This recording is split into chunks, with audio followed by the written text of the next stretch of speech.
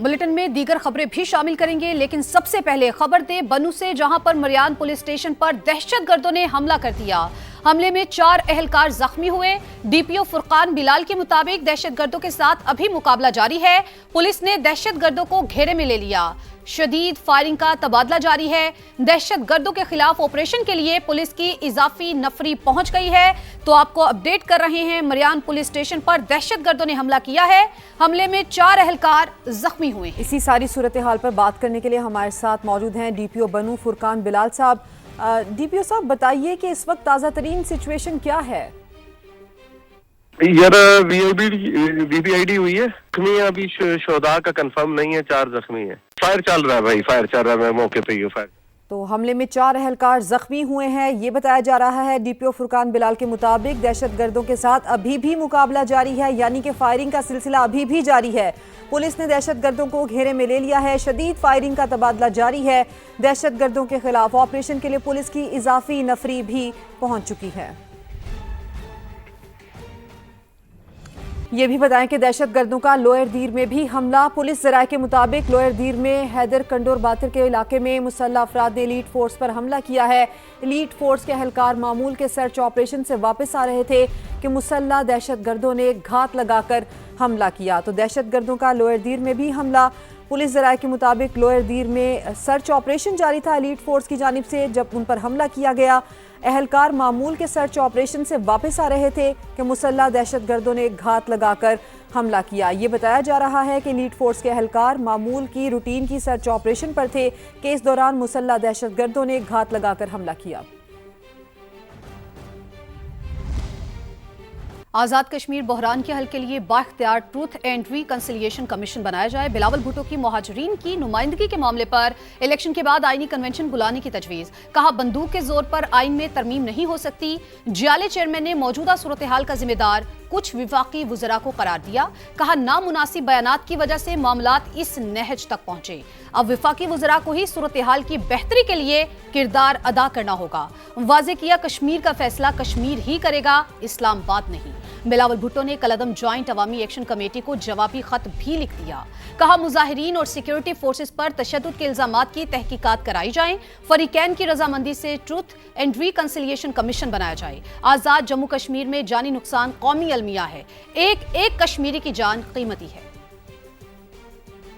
No one sitting in Islamabad has the right to determine who is or who is not a Kashmiri. नामुनासिब बयानात की वजह से ये crisis इस position पे आया है, और मैं बिल्कुल समझता हूँ this is federal ministers made crisis. उन्हीं ने अब इसका ऐसे किरदार अदा करना है जिससे हम सब रास्ता निकाल सके। कश्मीर में जो सूरत हाल अब 1 महीने से चलता आ रहा है, हम आज भी चाहेंगे कि कोई दरमियानी रास्ता निकले। Pakistan peoples party therefore proposes the establishment of a truth and reconciliation commission, and the commission should be given a sufficiently broad mandate to examine the present situation. I therefore appeal to the protesters to suspend its activity. If this proposal is acceptable, then of course the Pakistan People's Party is ready to play its part. Doctor साहब से भी बात किया है, उन्होंने भी मुझे यकीन दिलाई है कि वो वज़ीर आज़म साहब से बात करके मेरे इस तजवीज़ के बारे में he will get back to me. मेरे ख्याल में एक इलेक्शन के बाद एक कॉन्स्टिट्यूशनल कन्वेंशन लाया जा सकता है। जो रह गया इशू रिजर्व सीट्स के बारे में, आप फैसला करें। बंदूक के जोर पे या धरना के जोर पे ना आइन तरमीम हो जाता है, ना हम डिक्टेशन कल मानने के लिए तैयार थे, ना आज मानने के लिए तैयार थे, लेकिन डिबेट करने के लिए तैयार। जो हमारे मुहाजिरीन के नुमाइंदे हैं, उनका वो वोट का भी हम तहफ़्फ़ुज़ कर सकते हैं, उनका नुमाइंदगी का तहफ़्फ़ुज़ भी कर सकते हैं। आप अगर चाहते हो कि 12 सीटें हो तो 12 सीटें, अगर आप चाहते हो कि 14 सीटें हो तो 14 सीटें, अगर आप चाहते हैं कि ख़त्म कर लेते। ये हक़ हाकमियत का सवाल अगर इन 12 सीटों पे फंसा हुआ है तो ये तो इतना जल्दी हमें ख़त्म करना चाहिए। लेकिन उनकी नुमाइंदगी पे पीपल्स पार्टी कॉम्प्रोमाइज़ करने के लिए तैयार नहीं। जहाँ तक आपकी हक़ हाकमियत की सवाल है, उसका फैसला भी ना इस्लामाबाद कर सकता है, ना पाकिस्तान का कोई और शहर कर सकता है। कश्मीर का फैसला कश्मीर करेगा। अफवाज पाकिस्तान हमारी रेड लाइन, उनके खिलाफ कोई बात बर्दाश्त नहीं। बिलावल भुट्टो का 2 टोक पैगाम, बोले इसी फौज ने भारत को शिकस्त दी। पाकिस्तान फील्ड मार्शल की क़यादत में भारत और इसराइल को जवाब दे रहा है। خیال رکھنا چاہیے کہ دشمن اس صورتحال کا فائدہ نہ اٹھائے. سیاستدانوں کو ان حالات میں الفاظ کا چناؤ احتیاط سے کرنا چاہیے.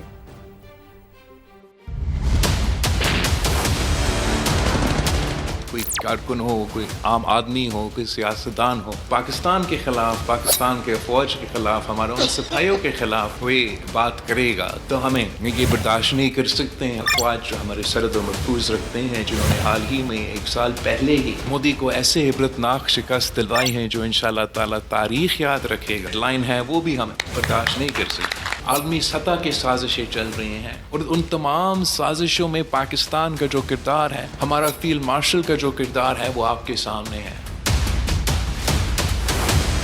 مودی سنتاس معاہدہ پہ حملہ کر رہا ہے. جب ہمیں نظر آ رہا ہے کہ یہ حالات کچھ ایسے ہیں تو سمجھنا چاہیے, پاکستان کے سیاستدان کو سوچنا چاہیے کہ ان حالات میں ہمیں رسپانسبلی اپنا لفظوں کا چناؤ کرنا چاہیے. قومی سلامتی کے اداروں کے خلاف متنازع بیان. گوجرانوالہ کی عدالت نے اندراج مقدمہ کی درخواست پر مولانا فضل الرحمان کو 28 جولائی کو طلب کر لیا.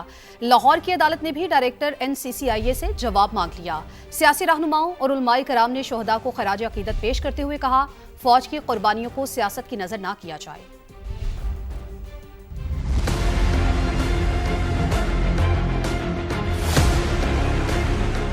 شہداء سے متعلق بیان پر سیاسی اور قانونی محاذ گرم. گوجرانوالہ میں مولانا فضل الرحمان کے خلاف اندراج مقدمہ کی درخواست پر سماعت. عدالت نے مولانا کو 28 جولائی کو طلب کر لیا. لاہور کی سیشن کورٹ نے بھی ڈائریکٹر NCCIA سے جواب طلب کر لیا.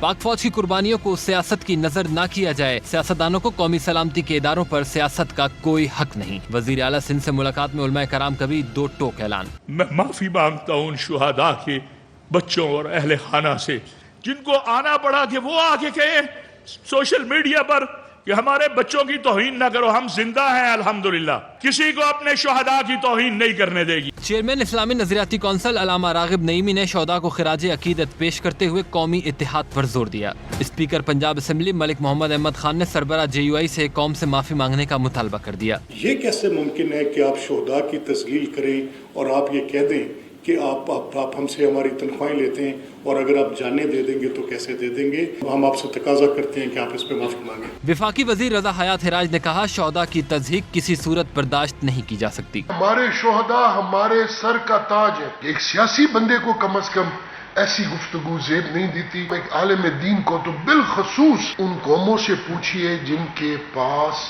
سوورینٹی نہیں ہے. کراچی بار ایسوسی ایشن نے بھی شہداء کی قربانیوں پر نامناسب ریمارکس ناقابل قبول قرار دیتے ہوئے مولانا فضل الرحمان سے بیان واپس لینے کا مطالبہ کیا.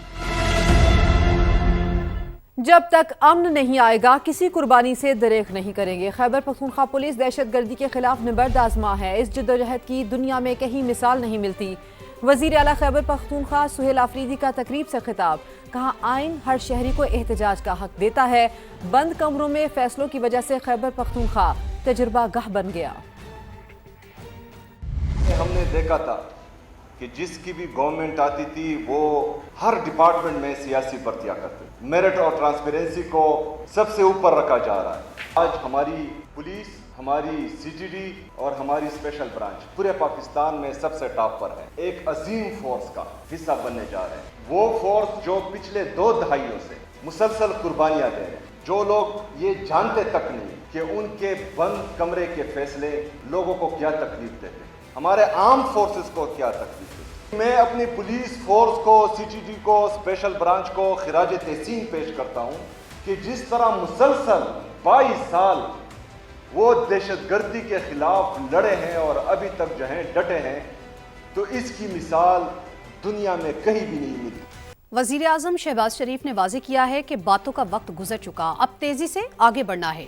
زراعت اور لائف سٹاک کے شعبے میں محنت کریں تو 1 سال میں ملکی معیشت کو بحال کر سکتے ہیں. اسلام آباد میں سیمینار سے خطاب کرتے ہوئے وزیر اعظم کا کہنا تھا کہ صوبوں کے ساتھ مل کر زراعت کے شعبے کو آگے لے کر جائیں گے.